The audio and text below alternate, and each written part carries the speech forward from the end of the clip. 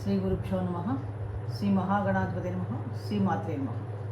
Welcome back to Meeravani YouTube channel. మీ doctor Sundari ప్రేక్షకులందరికీ శుభోదయం, రథసప్తమి శుభాకాంక్షలు అని ప్రేక్షావారి పంచాంగానికి స్వాగతం. ఫిబ్రవరి 4, 2025 మంగళవారం పంచాంగం. శ్రీ క్రోధీనామ సంవత్సరం, ఉత్తరాయణం, శశి ఋతువు, మాఘమాసం, శుక్లపక్షం. సూర్యోదయం 6:50 సూర్యాస్తమయం 6:09. తిథి సప్తమి రాత్రి 2:32 దాకా, తదుపరి అష్టమి. మంగళవారం అశ్విని నక్షత్రం 9:50 దాకా రాత్రి, తదుపరి భరణి. శుభయోగం గరిజ కరణం. వర్జ్యం సాయంత్రం 6:03 7:33 దాకా. దుర్ముహూర్తం ఉదయం 9:06 నుండి 9:51 దాకా, మరియు రాత్రి 11:13 నుండి 12:04 దాకా. రాహుకాలం మధ్యాహ్నం 3:19 నుండి 4:44 దాకా. యమగండం ఉదయం 9:40 నుండి 11:05 దాకా. గుళిక కాలం మధ్యాహ్నం 12:30 నుండి 1:54 దాకా. బ్రాహ్మీ ముహూర్తం తెల్లవారుజామున 5:14 నుండి 6:02 దాకా. అమృత గడియలు మధ్యాహ్నం 3:02 నుండి 4:33 దాకా.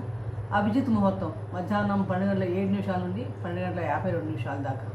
ఈరోజు తారాబలం చంద్రబలం చూస్తే కనుక సూర్యోదయం నక్షత్రం అశ్విని నక్షత్రం. అశ్విని మఖ మూల నక్షత్రం వాళ్ళకి జన్మతార అవుతుంది. భరణి పుబ్బ పూర్వాషాఢ నక్షత్రం వాళ్ళకి పరమమిత్రతార. కుత్తిక ఉత్తరాషాఢ నక్షత్రం వాళ్ళకి మిత్రతార. రోహిణి హస్త శ్రవణ నక్షత్రం వాళ్ళకి నైతంతార అవుతుంది. మృగశిర చిత్త ధనిష్ట నక్షత్రం వాళ్ళకి సాధనతార.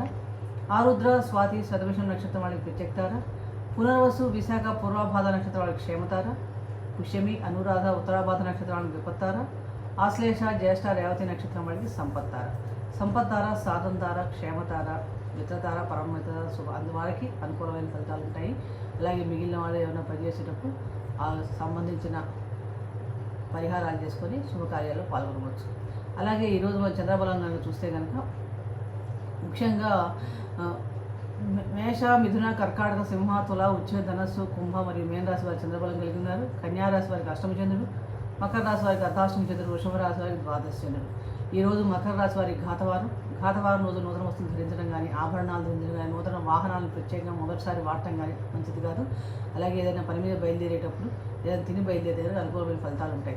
ముఖ్యంగా ఈరోజు అతి పవిత్రమైన రథసప్తమి కాబట్టి సూర్యనారాయణమూర్తి ఆరాధన చేసుకోవడం, సూర్యోదయం పూర్వ స్నానం చేయడం, అలాగే సూర్య భగవానికి పాయసం నివేదించడం, ఆదిత్య హృదయ స్తోత్రపారాయణ అనుకూలమైన ఫలితాలు ఇస్తాయి. అలాగే సుబ్రహ్మణ్య స్వామి ఆరాధన కూడా మంచి ఫలితాలు ఇస్తాయి. ఏదైనా ముఖ్యమైన పని మీద వెళ్ళేటప్పుడు ఎరుపు రంగు దుస్తులు ధరించాలండి, సానుకూలతలు పెరుగుతాయి. శుభం భూయాత్.